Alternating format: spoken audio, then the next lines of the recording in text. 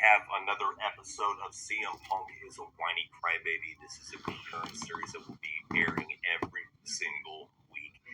And for anybody thinking that we're going to run out of shit to talk about CM Punk, fuck no. This guy has a very storied career of being a whiny crybaby. We're going to have a lot of topics to delve in. So tonight, we're going to go ahead and talk about the topic that, to me, really cemented CM Punk as being one of the biggest fucking douchebags in the history of professional wrestling. We're talking about the infamous pipe bomb. It's one of those situations where I'll fully admit, when it first came out, I didn't understand the ramifications of it.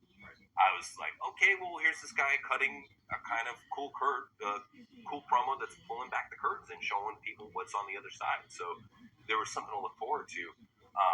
And then you begin to see how it affected the rest of the industry.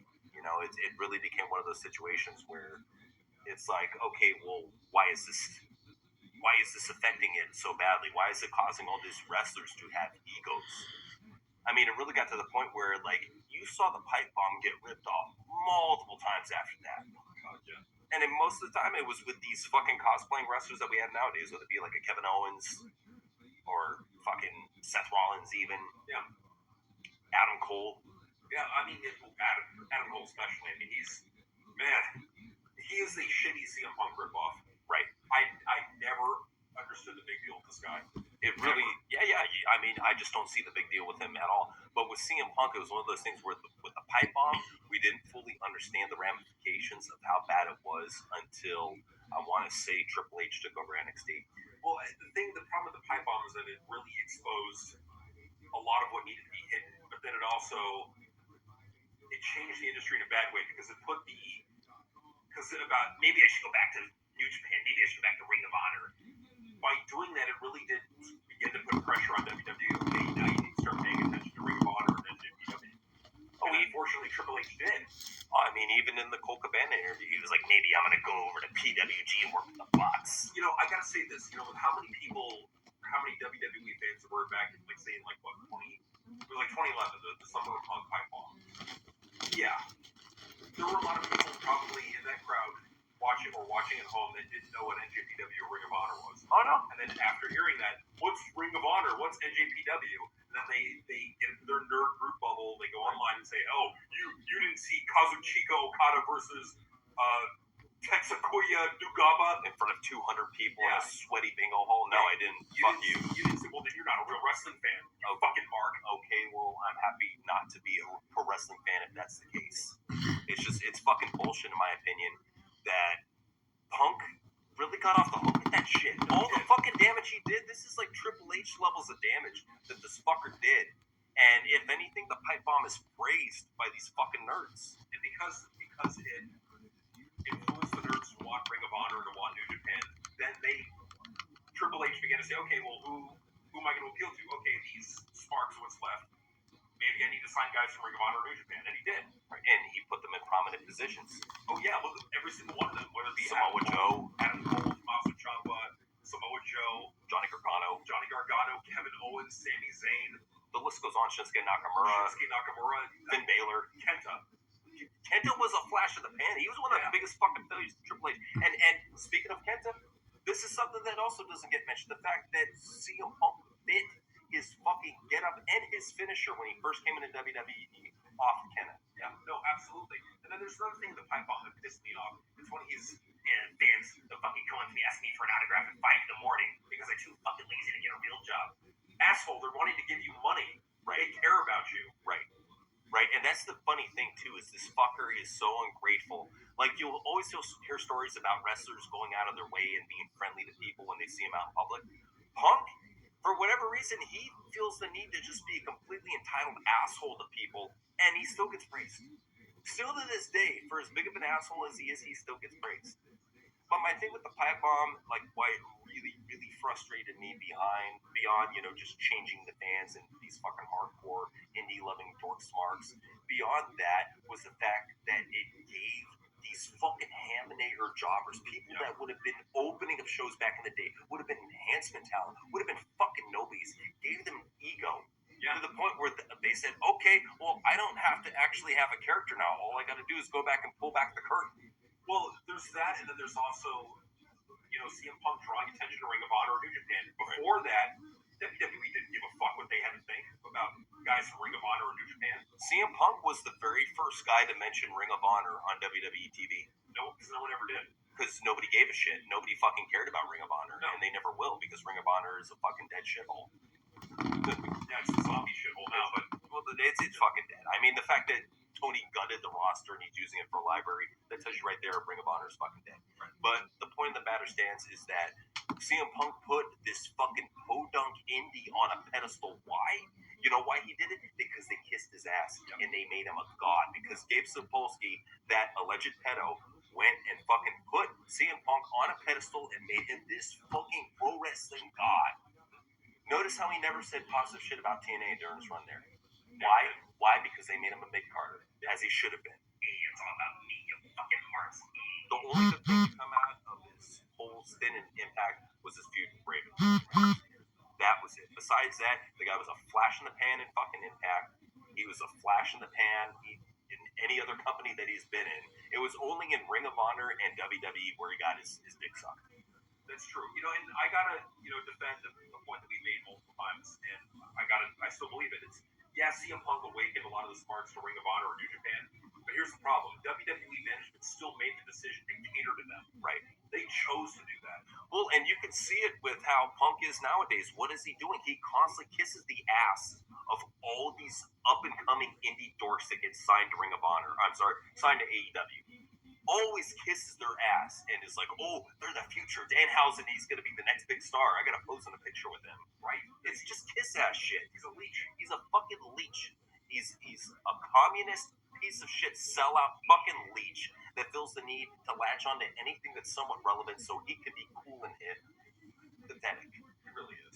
Like, what is he really giving to the wrestling business now? One, how dare he, me personally, how dare he fucking call out Cena like he did? I mean, granted, he kind of gave Cena some props during the pipe bomb, but how dare you even mention Cena in the same vein as you? CM Punk is a fucking pussy. John Cena is a workhorse. Right. That's the big difference there. Well, the other difference, too, is that John Cena doesn't complain. No. CM Punk whines all the fucking time publicly.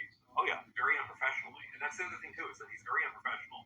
Well, then he gets praised for it. Yeah. I mean, here this guy was, he probably got told by Tony Khan to go ahead and apologize to that one guy he put on blast. Instead, he gives this half-ass apology. I'm sorry I was being terrible to a guy who's been shit in his replies. Because he knows he can get away with it. Exactly. Back in the good old days when he was in the Ring of Honor, sure, he may whine and complain like an Austin Aries, but he knew that he didn't have the power ultimately at that time. I'm talking like when he first got into Ring of Honor. I'm just like, my mind is boggled why Teddy Hart is the only guy who has stepped up to CM Punk and beat the shit out of him. Like, I could tell you for one, like that whole segment that happened back in the day with Kevin Steen and CM Punk, where he was actually mad. He went up to Kevin Steen backstage and was like, that's unprofessional. You're wearing a t-shirt and shorts.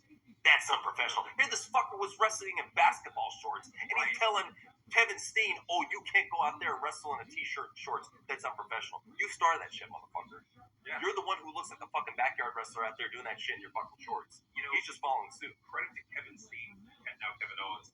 If he hadn't stuck to his guns on that and kept that shirt, he wouldn't have sold merch. True. He wouldn't have sold merch. It wouldn't have been his thing. You saw his outfit before that. It was a shitty looking singlet. Yeah. He looked like garbage. No, he did. Yeah. It's just one of those things where it's like, it pissed me off so much that Kevin Steen he was able to say something to him, but still nothing happened. Nobody besides Teddy Hart has beat the fuck out of CM Punk for being a fucking punk ass bitch. Because I think they realize it's like, what's the point? If I beat the shit out of him, what good does it come out of it? For Teddy Hart, he's just so fucked up. It's like, whatever. Well, and that's one thing I gotta say, and this doesn't get enough credit. I gotta give props to Ryback for taking liberties out there. I remember seeing him do that gorilla press onto CM Punk and then throwing him onto the table. Because he knew where he was going with that. He purposely missed the fucking mark on that shit. And you could see on Punk's face right away, he was hurt. He intentionally fucking tried to hurt you, that fucking piece of shit. Well, and that's how you can get away with it in wrestling. Go out there and have an accident. It's the best way to it's the best way to do that, man. It's just go out there and get your shit in. Especially with a guy like Punk, he's gonna go and try to get you fired anyways. Right. So might as well go out there and just beat the shit out of him. Right. And that's the thing too, is that like when Kevin Owens didn't listen to CM Punk, Right. and ended up better for it. Straight up. You just look at that. Now, I wonder if the industry didn't listen to Kevin or to CM Punk, would we be better for it? Well, but then again, at the same time, Kevin Owens is the same guy. Didn't listen to CM Punk, but then again, when bit his pipe bombs. Yeah, no, he did. So, I mean, right, that's the current course nowadays. Whenever you think of indie guy that can talk on the mic, they all sound like CM Punk ripoffs. Every last fucking one of them. None of them stand out because they don't have character. They're just like, I'm the fucking CM Punk cosplayer guy. Yep. And there's too many of those nowadays. Yeah, no, there are. That's the fucking problem. And another thing that really pissed me off about the pipe bomb is just the liberties he took. Like, who the fuck are you to call out Vince McMahon for being a bully? Vince McMahon, as far as I'm concerned, he can bully the fuck out of anybody he wants. He's the fucking president of WWE. He's the reason why wrestling is on TV. No, he is. He's the reason why you were even given this kayfabe bullshit. And this is another thing I want to get. The pipe bomb was never a shoot. Every single word, every single line that Punk said on TV was ran by Vince McMahon. Every single one. That was not a shoot. That was something where he talked with Vince backstage and said, okay, well, maybe I can say this, right? Don't say that part. And then you're going to talk about me being a bully and we're going to pull it. There's this thing called... It was all planned. Not only that, but it was live back then. There's this thing called a 10-second delay. Right. You know, if they really wanted to cut it short, they could have. Exactly. It doesn't make sense to me how people still say that's a fucking shoot. There's no way in hell that could be a fucking shoot. Everything nowadays you see on TV, with the exception of maybe Hogan coming out and calling Russo a piece of shit, is staged. Yeah. Most of the shit that you see on TV is staged. The Montreal Screwjob was staged. I don't care what anybody says. That shit was fucking staged. Fucking wasn't it Earl Hebner even came out and said it was staged? No, he didn't. Yeah. So it frustrates me so much that something that was so staged had such a prevalent effect on the pro wrestling sphere, to the point that we have all these fucking jobber indie cosplayer fuckers coming out and ripping off the pipe bomb. We have all these ham and egger jobber enhancement talent, fucking Impact washout, tentpole wrestling, rotten dog food eating fucking pieces of shit with egos when they should not have egos. It pisses me off that guys like CM Punk were given everything from that pipe bomb. They were given the fucking world title. They were given their match with The Undertaker that they wanted at WrestleMania. They were given their match with Brock Lesnar that they fucking wanted, and it never was enough. It never was enough. What, did Vince have to fucking get down and suck his dick live on TV? Oh, at least. And have CM Punk main event WrestleMania. Or actually have that be the main event of WrestleMania. But even if he did, I can just imagine this. Even if he did have CM Punk main event WrestleMania, you would have Punk on the fucking interview with Colt Cabana saying, "Oh, well, even though he had me main event, I had to lose. He couldn't put me over his pretty boy." That's what it would be. That's what it would fucking be. That's another thing too. He shat on the biggest modern day star in pro wrestling. And who do you want to have in a spot, JC? You wanted Badass Yasono in the Shield. Chris Hero. Oh my God! Like the delusion of that. That's Mark shit for you right there. I get you guys are friends. I get that, but at the same time, you have to think about what is aesthetically pleasing to a person watching at home. Right. If you see these two guys who are somewhat fit and muscular, at least look like they hit the gym, and then you have this one guy who's spilling out of his fucking flak vest, just fat's just fucking popping out everywhere, it's not going to look good. It's not going to look fucking good at all. And it just trips me out that he would put that guy over at him anyway. And I guarantee you, if he had some push backstage, he would have had Chris Hero be a top main roster star. Oh no, absolutely. Chris Hero would have held the title. Oh, he would have whined his way into a championship. Well, and look, that's another thing too. The pipe bomb is the reason why Daniel Bryan won the world title. Yeah, no, it is. The whole fucking reason. Because of CM Punk's whining, Daniel Bryan got put in a position where, okay, since he did it, now Finn Balor can do it. Now Adam Cole can do it. Right. Now this fucking guy who doesn't even weigh 200 pounds and looks like he gets butt fucked can do it. Right. Well, the thing is, like, that CM Punk pipe bomb, by and large, created NXT 1.0 as we knew it. Yeah. It created that NXT. It created the desire in the fans to say, hey, I want this guy from Ring of Honor. I want that guy from Ring of Honor. Yeah. I want him from New Japan. it didn't happen. People didn't fucking care. They were like, fuck this fucking nerdy shit. There's a reason why it's on the indies, and there's a reason why nobody watches it, because these guys aren't stars. No, it's not. And like a lot of them were going to TNA. Yeah, no. So that has been our 15-minute rundown on Punk for the week. We will see you guys next week with another 15 to 20 minutes of ripping up CM Punk and another topic. And see, JCM. peace out.